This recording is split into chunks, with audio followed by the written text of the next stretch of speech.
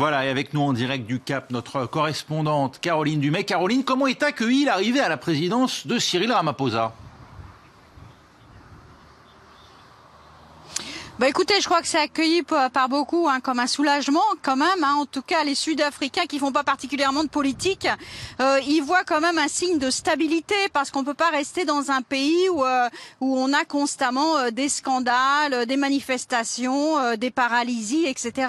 Donc quelque part, les Sud-Africains vraiment sont soulagés ce soir que la crise politique soit terminée, que le Parlement réouvre ses portes demain et que finalement que la routine politique reprenne.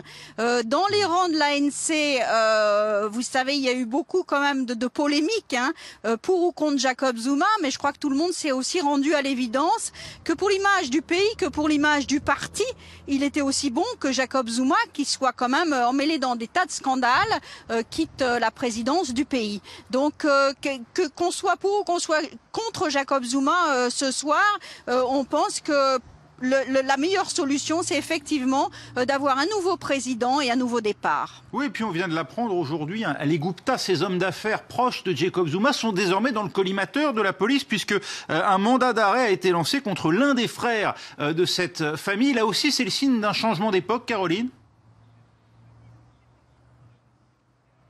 Absolument, c'est le signe que la justice fait son travail et la justice va être de plus en plus indépendante. Vous savez, il y a 24 heures, il y a une perquisition au domicile des Gupta. Les Gupta, c'est cette famille indienne qui a fait beaucoup d'affaires avec la famille Zuma, mais surtout avec le fils Zuma, Doudou Sané. Ce sont des hommes d'affaires qui auraient quand même fait près de 400 millions d'euros d'affaires avec des appels d'offres de sociétés d'État. Donc, ils sont dans le collimateur de la justice. Pour tout un tas de scandales. L'un des frères a été effectivement sur mandat d'arrêt. C'est un changement. Le président Jacob Zuma va maintenant évidemment devoir s'expliquer sur toutes ces relations qu'il a eues. Et Cyril Ramaphosa va devoir prouver qu'il va aller de l'avant. L'une d'ailleurs de ses premières décisions va être de nommer un procureur général indépendant, puisque le précédent procureur général était considéré comme trop proche de Jacob Zuma.